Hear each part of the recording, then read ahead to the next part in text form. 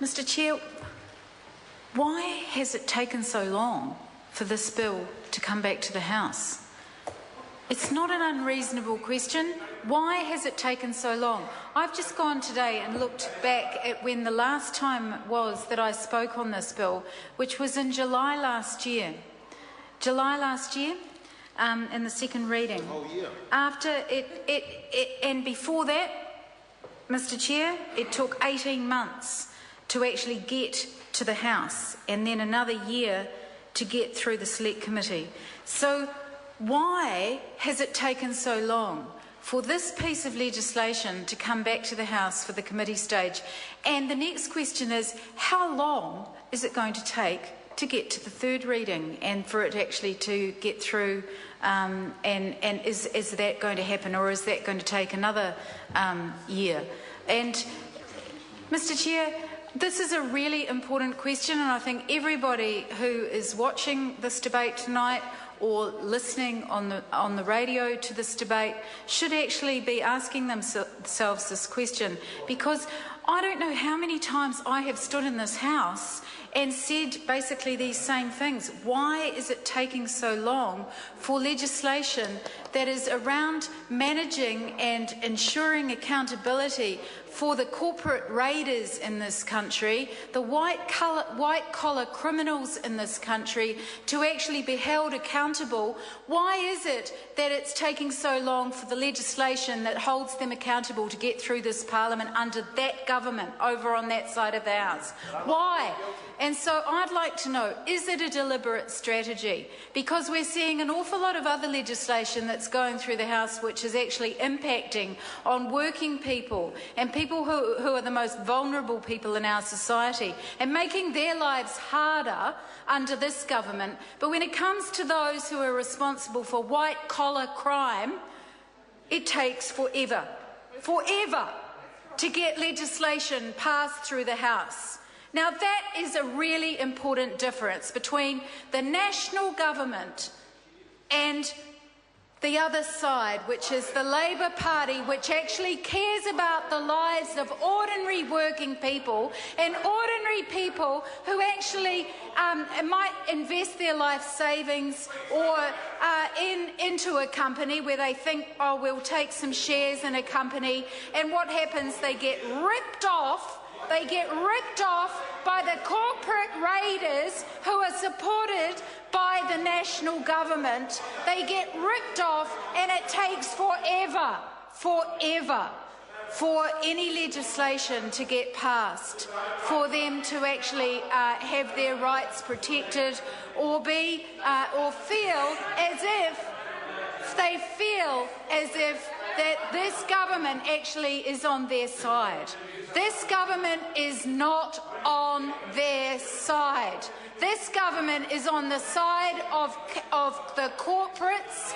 This government is on the side of monopolies. This government does not support the ordinary working person and does not support the ordinary battling, whether they're a small business person or a person that's really just trying to make their way, even a person who is trying to get, is got good ideas and is trying to get a good company up.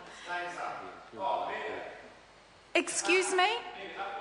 And so that's what I'd like to hear from the Minister sitting in this chair, because I don't know how many times that I've stood in this House as a member of the Commerce Select Committee who has sat in and heard submissions on this bill. We've heard through the financial reforms that have come through this in the last few years. So we've had people before Select Committee crying. We've had people who have lost their life savings. We have people who have been extremely badly affected. And inch by inch by inch, we have seen legislation eventually coming before the House, taking years, simply years. If there was urgency, why would not a bill like this be considered as to be an important bill? Why wouldn't this be considered a bill that could merit being passed through the House really quickly? Well, that's because it's not a priority, Mr. Chair. Mr. Chair, thank you. That was my first point, Mr. Chair.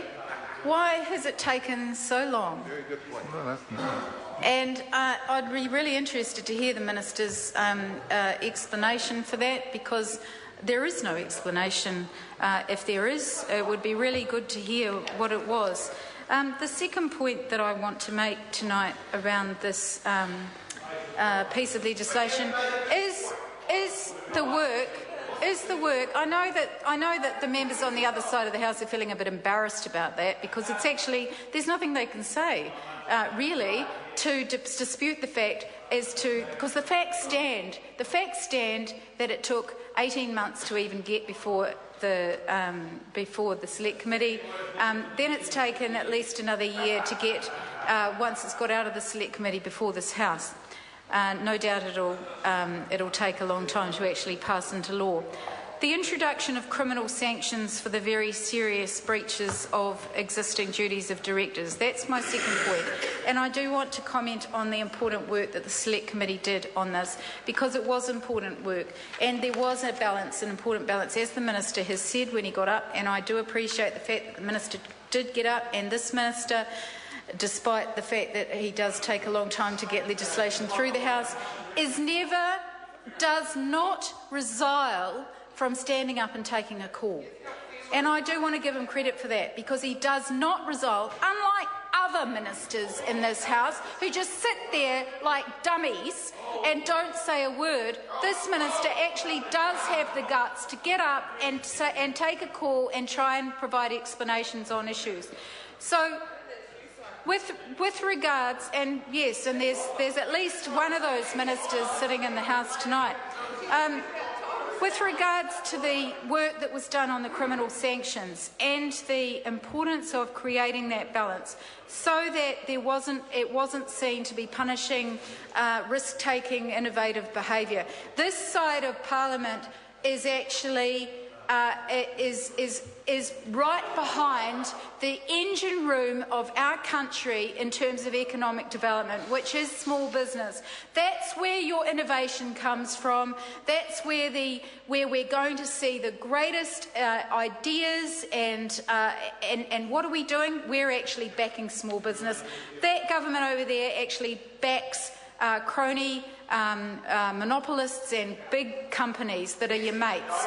In terms of the small business, which is where innovation comes from in this country, that government is not behind them. It's really important that we don't put barriers in their way in terms of innovation.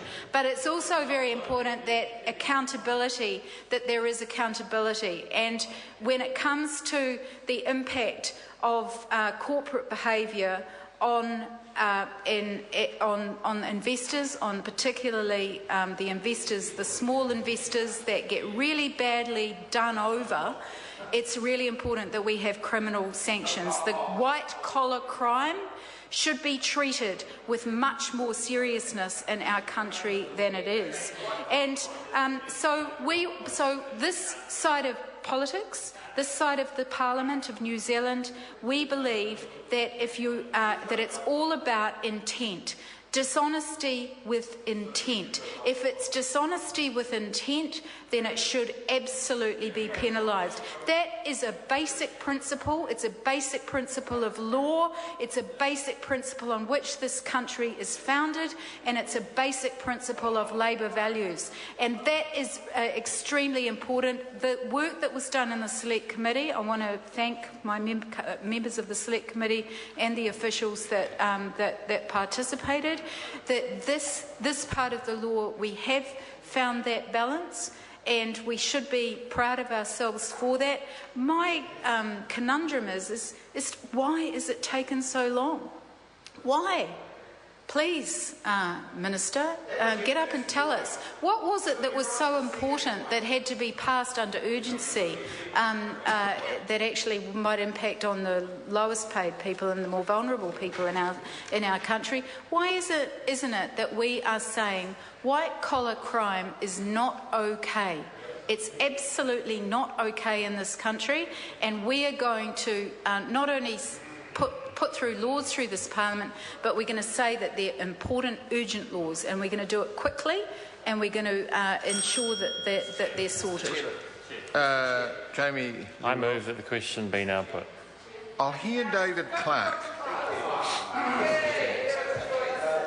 Mr Chair, I rise to speak on part one, and it's a delight to actually stand to speak in